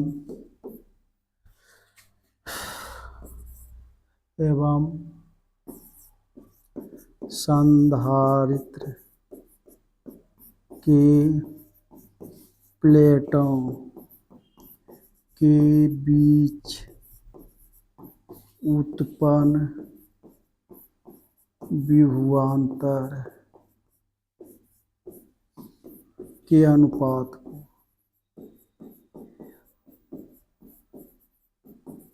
को संधारित्र के धारिता कहते हैं। इसे पराया सी से, इसे पराया क्या से बच्चों? सभी पढ़े हैं। इसे पराया सी से सूचित किया जाता है। इसे पराया सी से सूचित किया जाता है। संधारित्र की धारिता सी बराबर होगा क्या? संधारित्र के प्लेटों को दिए गए आवेश, संधारित्र के प्लेटों को दिए गए आवेश एवं संधारित्र के प्लेटों के बीच उत्पन्न विभवांतर के अनुपात को संधारित्र की धारिता कहते हैं। इसका ऐसा मात्रक फैराड होता है और एक फैराड बराबर होता है कूलम प्रति वोल्ट,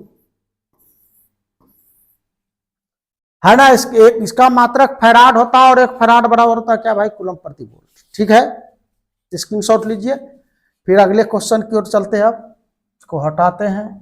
अब अगले क्वेश्चन में की ओर चलते हैं। 23 हो गया और 2 क्वेश्चन लगभग होगा।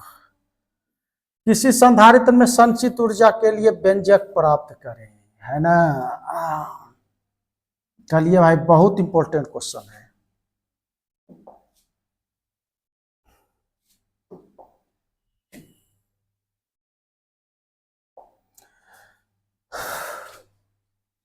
मान लीजिए कोई संधारित्र था, माना कि कोई संधारित्र है जिसकी धारिता C है, आवेशन की प्रक्रिया में इसको Q आवेश देने पर इसमें होने वाले विभव की वृद्धि, विभव बराबर क्या होगा भाई, आवेश बटे क्या धारिता। क्यों, क्योंकि धारिता बराबर भी सूत्र पढ़े आवेश बटे विभवांतर, धारिता बराबर आवेश बटे विभवांतर, तो विभवांतर बराबर होगा आवेश बटे क्या धारिता, है ना।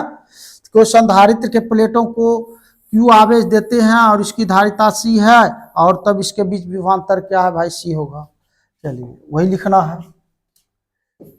माना कि किसी संधारित्र की धारिता C है, आवेशन की प्रक्रिया में, आवेशन की प्रक्रिया में संधारित्र को C आवेश देने पर, C आवेश देने पर विभव, DQ आवेश देने पर विभव न विभव, तो विभव भी बराबर हो जाएगा क्या भाई, आवेश बटे धारिता, आवेश बटे क्या धारिता। अब संधारित्र को DQ आवेश दे, संधारित्र को DQ आवेश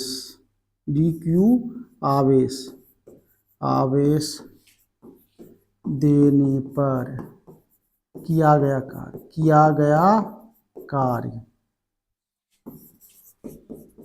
कार्य DW का विभव और गुना हो जाएगा क्या, DQ, आवेश गुना विभव, तो DQ बराबर हो जाएगा क्या भाई, विभव का मान क्या निकालें, Q/C इंटू DQ, है ना। कार्य करने की कुल क्षमता को ऊर्जा कहते हैं, कुल कार्य ऊर्जा हो जाएगा।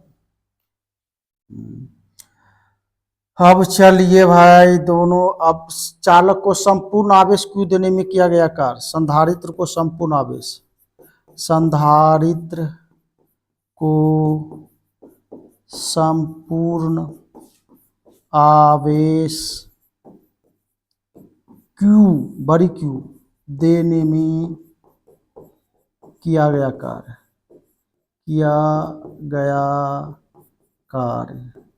संधारित्र को संपूर्ण आवेश Q देने में किया गया कार्य, तो कुल कार्य तो DW बराबर हो जाएगा कुल कार्य C13 इंटू DQ, कहाँ से कहाँ तक, 0 से Q तक। पहले संधारित्र पर क्या आवेश शून्य था, पहले संधारित्र पर आवेश शून्य था, तो आवेश कहाँ से, 0 से कहाँ तक दिए भाई, बड़ी Q तक दिए, बाद में लास्ट में कितना आवेश दिए, बड़ी Q।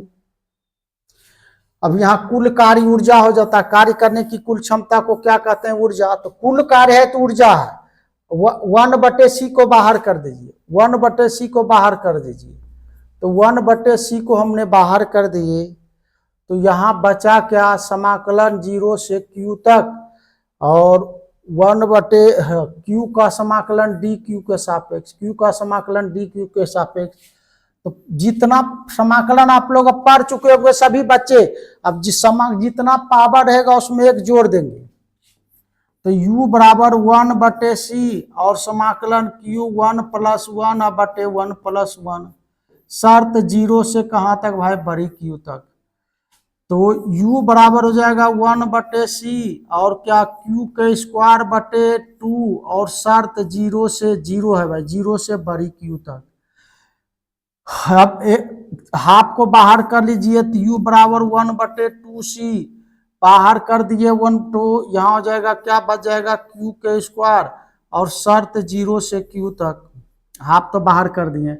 एक बार छोटी Q का मान Q है, एक बार छोटी Q का मान 0 है, एक बार छोटी का Q का मान Q है, एक बार छोटी Q का मान क्या बच्चों 0 है, रख दीजिए, तो U बराबर 1/2C Q के स्क्वायर माइनस 0 के स्क्वायर, तो U बराबर 1/2c क्यू के स्क्वायर।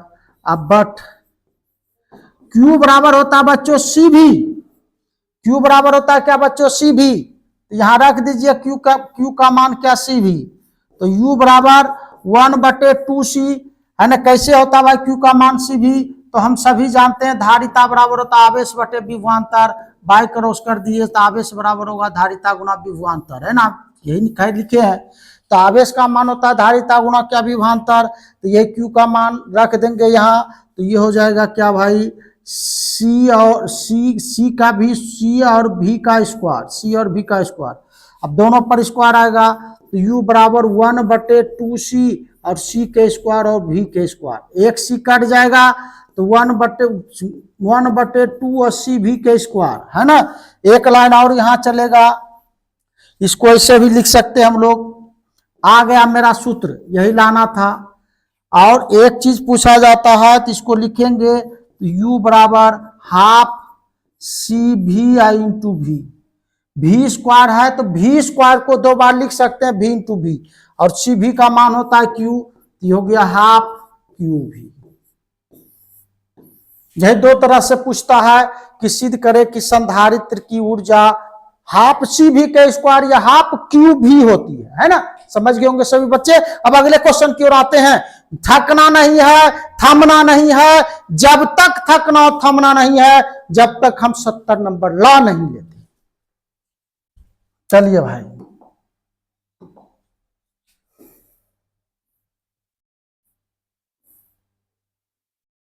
सिद्ध करें कि समविभवी पृष्ठ पर विद्युत बल रेखाएं लंबवत होती है।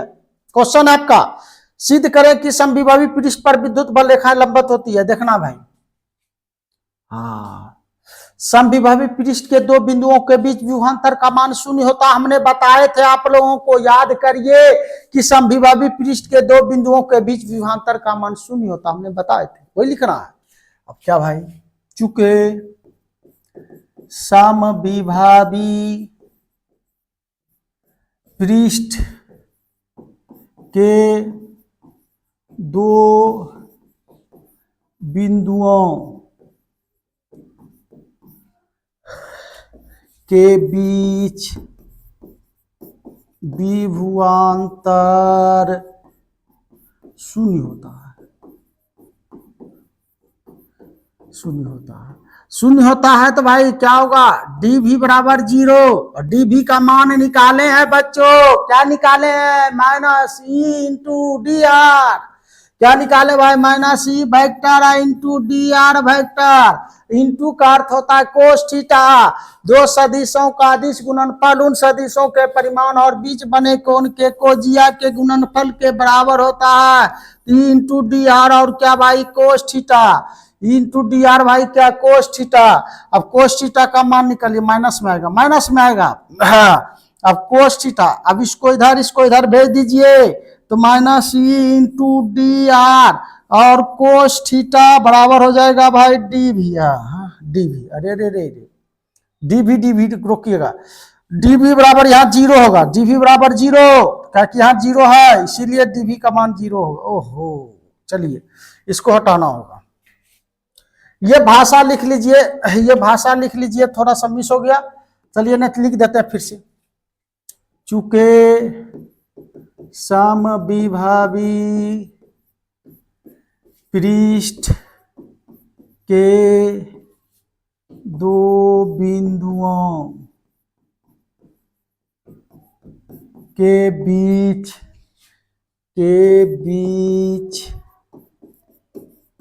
विभवांतर शून्य होता है, शून्य होता है। तो शून्य होता है भाई, तो इसीलिए क्या हो जाएगा, डी भी बराबर 0। अब इसको हल कर लेना है। डी भी का मान होता है क्या, माइनस ई इंटू क्या डी आर वेक्टर बराबर 0। बिंदु हटाएंगे तो कोस लाएंगे, ई डी आर और क्या कोस थीटा बराबर 0। अब इंटू से टूट के जाएगा तो बटे में माइनस था या माइनस छूट गया, तो कोस थीटा बराबर होगा 0 बटे minus E into D R, से भाग देंगे 0, तो कोस थीटा बराबर क्या हो जाएगा भाई 0। कोस थीटा में कितना डिग्री का मान 0 होता है, तो कोस 90 डिग्री का मान, है ना। कोस 90 डिग्री का मान, कोस से कोस काट दीजिए, तो थीटा का मान कितना डिग्री, 90 डिग्री। थीटा का मान 90 डिग्री। इससे क्या सिद्ध होता है कि समविभवी सतह विद्युत बल रेखा पर लंबवत होती है, तब ना 90 डिग्री आई। चलिए भाई अगले क्वेश्चन की ओर चलते हैं।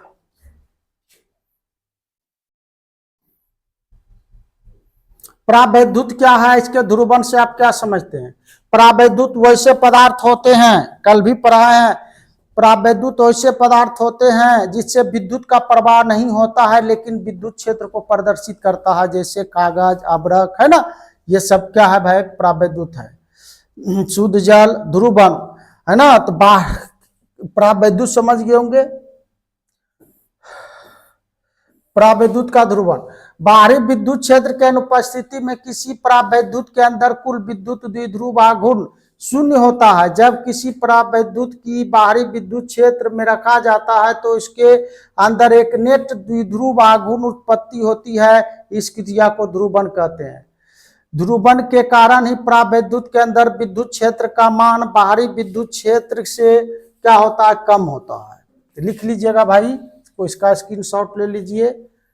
पहले परावैद्युत का बहुत इंपॉर्टेंट क्वेश्चन है, इसको भी MVVI कर दीजिएगा। MVVI बहुत इंपॉर्टेंट क्वेश्चन है।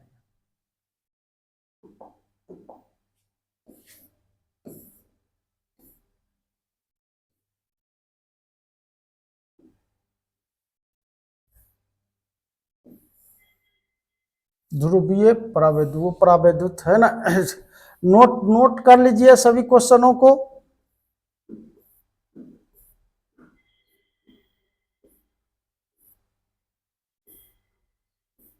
ओके कर लीजिएगा। चलिए आज का लास्ट क्वेश्चन है, त्वरित प्रभाव क्या है। एक और क्वेश्चन हुई इसके बाद। तो त्वरित प्रभाव क्या है, इंपॉर्टेंट क्वेश्चन ये भी है, समझना है। जब बादल एक दूसरे पर से टकराती है, जब बादल होता है एक दूसरे पर से टकराती है, तो इससे उत्पन्न होने वाले आवेश, इससे उत्पन्न होने वाले धन आवेश पृथ्वी की सतह की ओर आता है। इससे उत्पन्न होने वाले धन आवेश पृथ्वी की सतह की ओर आता है और ऋण आवेश ऊपर की ओर चला जाता है। ऋण आवेश कहाँ चला जाता है, ऊपर की ओर। अच्छा से समझना भाई, जब दो आवेशित बादल आपस में टकराते हैं, जब दो बादल एक दूसरे से टकराते हैं, टकराया तो इससे क्या हुआ भाई, घर्षण। घर्षण के कारण क्या होता है, आवेश उत्पन्न होता है। घर्षण के कारण क्या, आवेश उत्पन्न होता है। और इस अवस्था में जो आवेश उत्पन्न होता है वह धन आवेश पृथ्वी की सतह की ओर आती है गर्जन के साथ, और ऋण आवेश कहाँ चला जाता है भाई, सब ऋण आवेश कहाँ चला जाता है, ऊपर की ओर, बादल की ओर। जितने ऋण आवेश है ऊपर चला जाता है, इसी को हम लोग त्वरित प्रभाव कहते हैं। चलिए यही लिखा हुआ है, देखिए। जब बादल एक दूसरे पर से टकराता है तो घर्षण के कारण आवेश उत्पन्न होता है, जिसके कारण जिससे धन आवेश पृथ्वी की ओर आने लगता है और ऋण आवेश बादल की ओर ऊपर की सतह की ओर चला जाता है। पृथ्वी की ओर आने वाले धन आवेश की पुंज को त्वरित प्रभाव कहते हैं। और एक क्वेश्चन होगा, त्वरित चालक क्या है, इसको भी MVVI कर दीजिएगा आप लोग। त्वरित चालक क्या है, अथवा अगला क्वेश्चन, इसको हम लोग कैसे पूछेगा परीक्षा में, ऊंचे भवन या टावर के ऊपर नुकीले छड़ का प्रयोग किया जाता है, क्यों, है ना। त्वरित चालक क्या है, ऊंचे भवन या टावर के ऊपर नुकीले छड़ का प्रयोग किया जाता है, क्यों। बहुत इंपॉर्टेंट क्वेश्चन है ये भी इस साल के लिए, इसको भी MVVI आप लोग कर दीजिएगा। तो वह चालक जो त्वरित प्रभाव को उत्पन्न विद्युत ऊर्जा को पृथ्वी की ओर ढकेल देता है। देखिए ऊंचे टावर या भवन के ऊपर देखे होंगे कि नुकीला छड़ का प्रयोग होता है। नुकीला, इसका सिरा नुकीला होता है। इसका क्या काम है, धन आवेश जो इसके ऊपर आता है, नुकीले भाग पर आवेश का पृष्ठ घनत्व बहुत अधिक होता है। जो भी धन आवेश आता है इसका नुकीला भाग आवेश को लेकर के सब आवेश को कहाँ दे देता है भाई, पृथ्वी में समा देता है ना। तो जो चालक ऐसा कार्य करता है इसी को हम लोग कहते हैं क्या भाई, त्वरित चालक, है ना। दो तरह से इस क्वेश्चन को पूछा जा सकता है, त्वरित चालक क्या है, और दूसरे टाइप से आपको पूछा जाएगा कि ऊंचे भवन या टावर के ऊपर नुकीले छड़ का प्रयोग किया जाता है क्यों। यही लिखे भाई, आप लोग देख सक रहे हैं।